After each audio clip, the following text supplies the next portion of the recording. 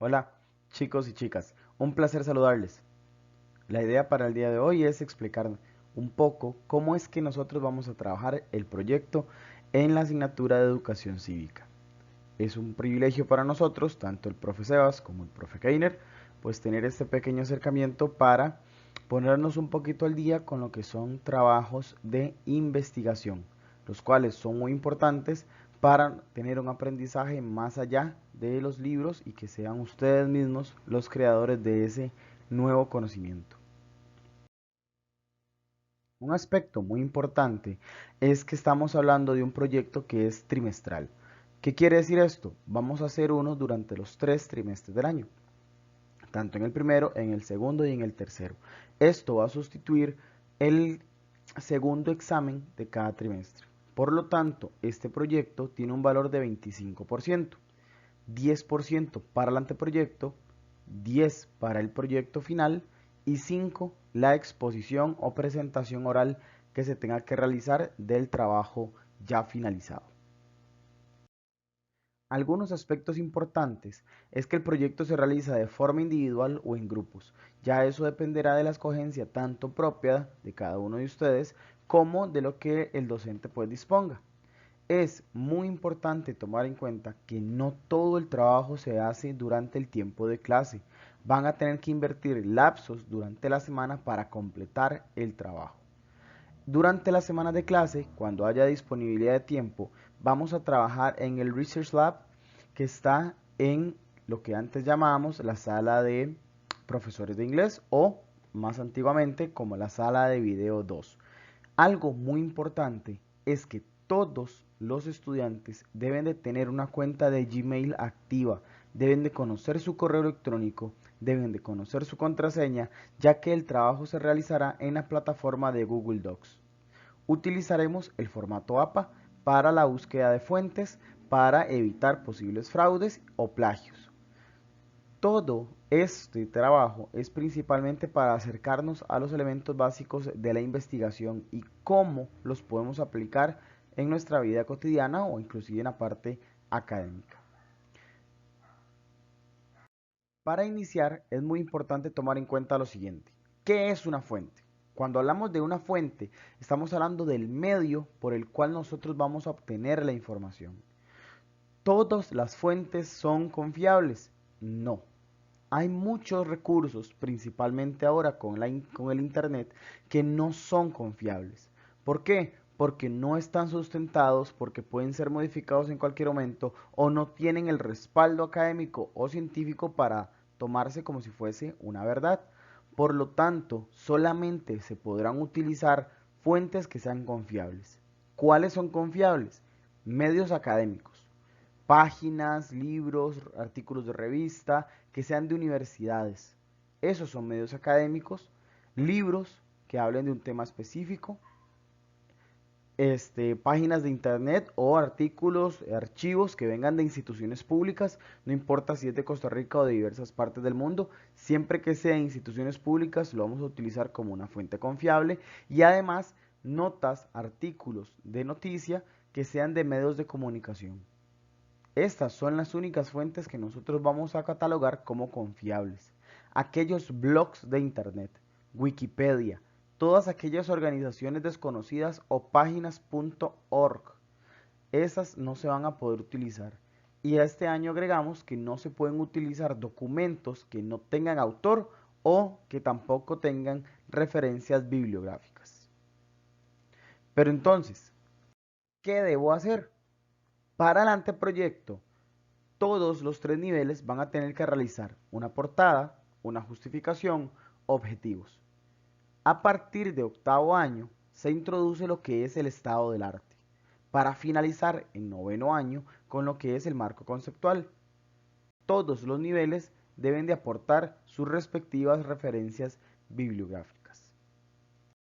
En lo que tiene que ver ya con el proyecto, todos los niveles deben de presentar lo mismo, una introducción, 2 capítulos, conclusiones y por supuesto su bibliografía. Es muy importante tomar en cuenta que para efectos de este video nos vamos a enfocar únicamente en lo que es el anteproyecto.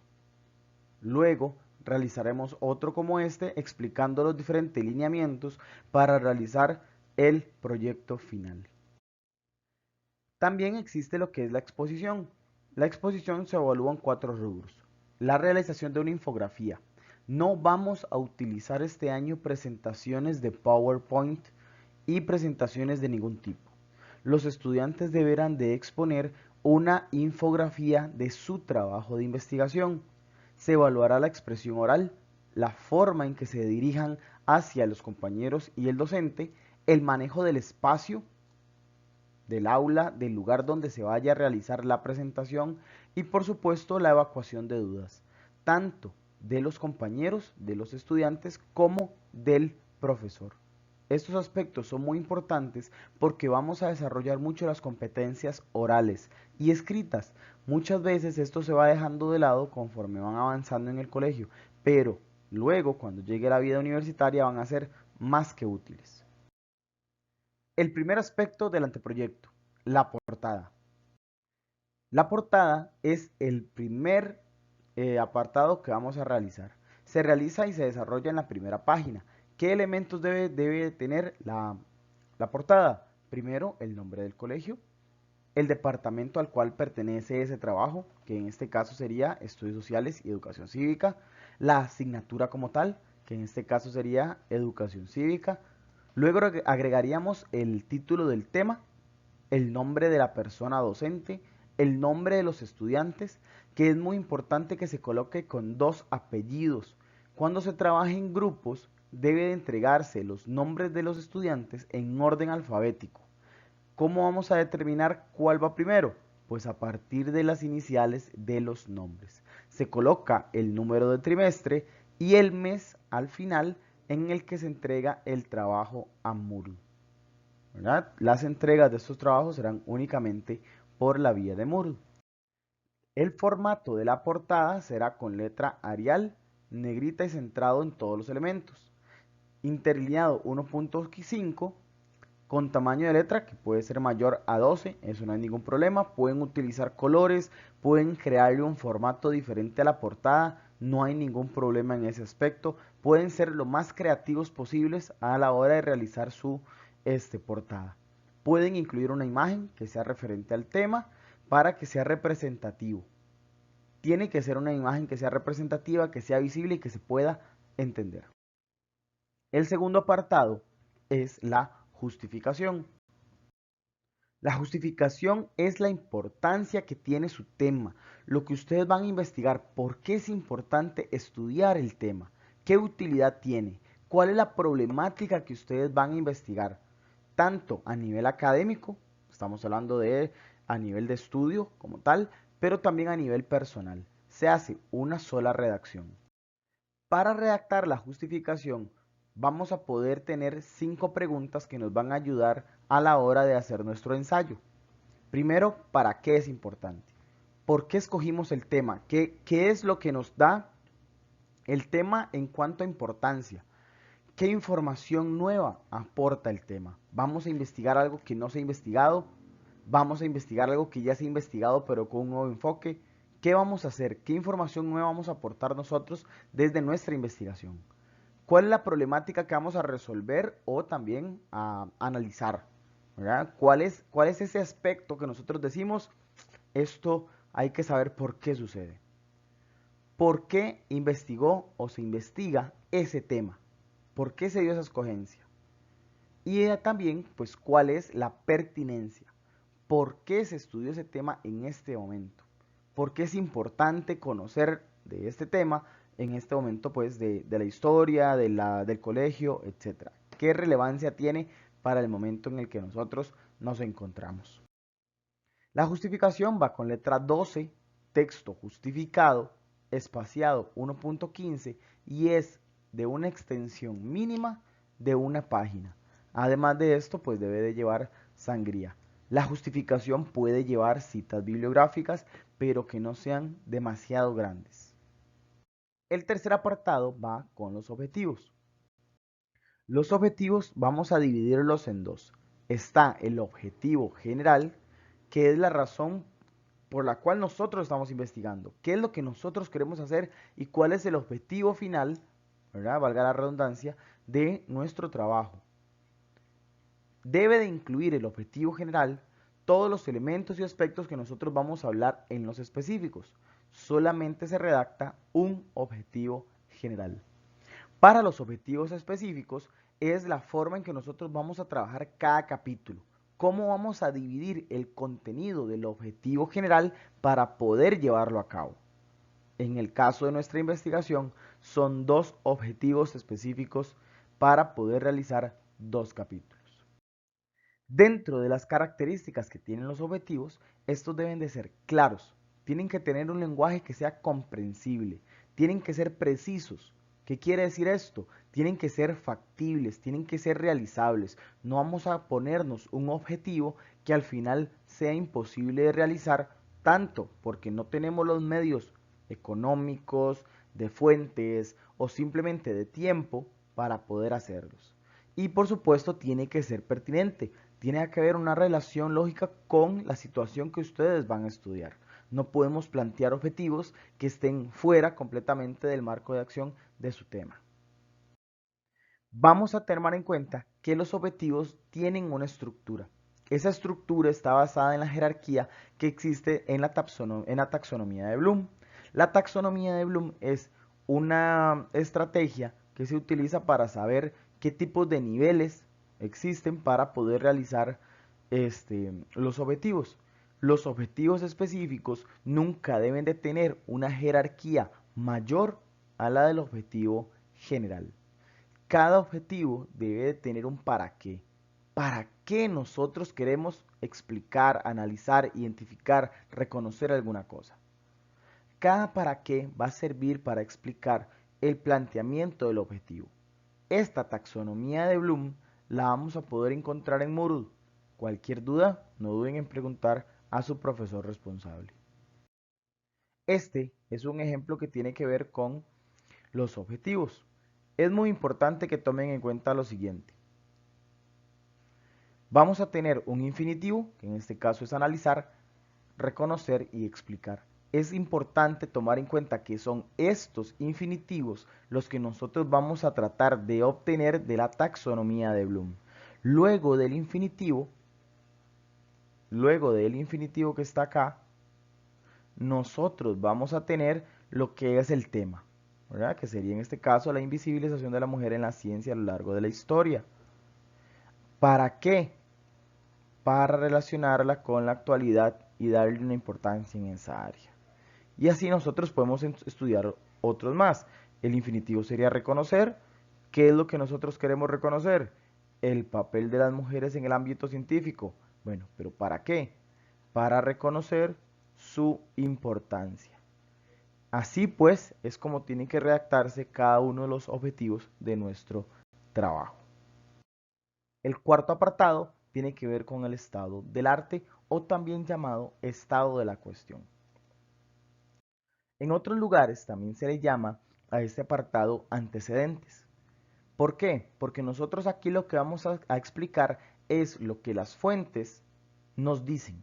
¿Por qué las fuentes son importantes? ¿Qué aporte nos da cada una de ellas a nuestro trabajo? Es una sola redacción que tiene que estar escrita en prosa y tiene que ir de lo más general a lo más específico. Si vamos a investigar cualquiera de los temas, las fuentes nos van a ayudar desde para contextos muy amplios como para contextos más cerrados o pequeños. Tenemos que redactar este estado del arte desde aquellos aspectos mucho más elevados e irlo poco a poco llevando a lo más específico de nuestra investigación. Tenemos que explicar la importancia de la fuente, tenemos que explicar el aporte de la fuente para el trabajo y por qué nosotros escogimos esa fuente para nuestra investigación.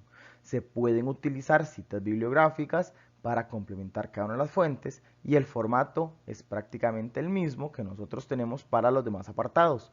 Letra 12, texto justificado. No puede existir espacio entre párrafos y debe de haber sangría en cada uno de los párrafos. Estos son algunos ejemplos de lo que nosotros tenemos como estado del arte. Aquí podemos ver de que es una sola redacción donde estamos hablando de alguna fuente como tal, ¿verdad? Algún artículo donde se explica pues la importancia que tiene o por qué es que se elige para cada una de las investigaciones.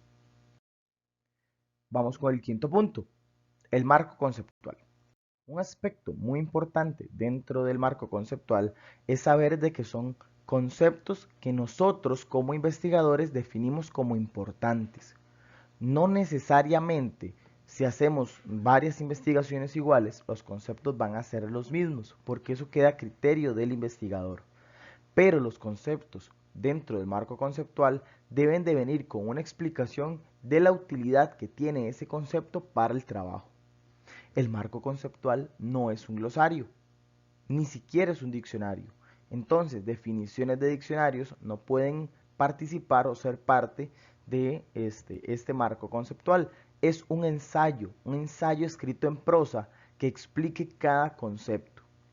Es importante tomar en cuenta que las citas bibliográficas son casi de uso obligatorio, porque son otros autores los que van a definir esos conceptos y nosotros vamos a colocarlos tal cual dentro de nuestra investigación.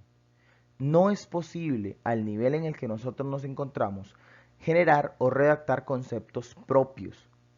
Debemos siempre, cada uno de los conceptos, utilizarlos con base en la definición que utilizó algún autor de nuestras fuentes. En el formato, igual, letra 12, texto justificado, espaciado 1.15, no puede existir espacio entre párrafos y debe de existir sangría en cada uno de ellos.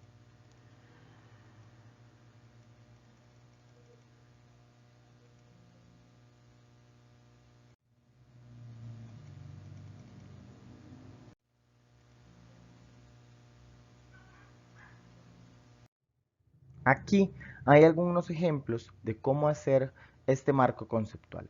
En este se coloca el concepto como un subtítulo y se explica de dónde viene pues cada uno de ellos, tanto el de medicina como el de científicos. En este caso, pues lo vemos más como un ensayo o una sola redacción donde se explica el concepto de teletrabajo y el concepto de flexibilidad laboral. Para terminar, vamos con las referencias bibliográficas. ¿Qué son las referencias bibliográficas? Son el reconocimiento que nosotros como investigadores le damos a las personas y fuentes que ayudaron a crear la investigación, ya que esos conocimientos previos que ellos generaron, esos documentos que ellos dieron, pues nos sirvieron o fueron de gran ayuda para nosotros realizar nuestro trabajo. En esta ocasión utilizaremos la séptima edición de APA. El manual de la séptima edición estará disponible en Moodle. Es importante y de carácter obligatorio que lo revisen. Cualquier duda que tengan, lógicamente contacten a su profesor y de inmediato la resolverá. Para finalizar, aquí tenemos un ejemplo de bibliografía de APA 6. Este se actualizará pues a APA 7 cuando ustedes empiecen a trabajarlo.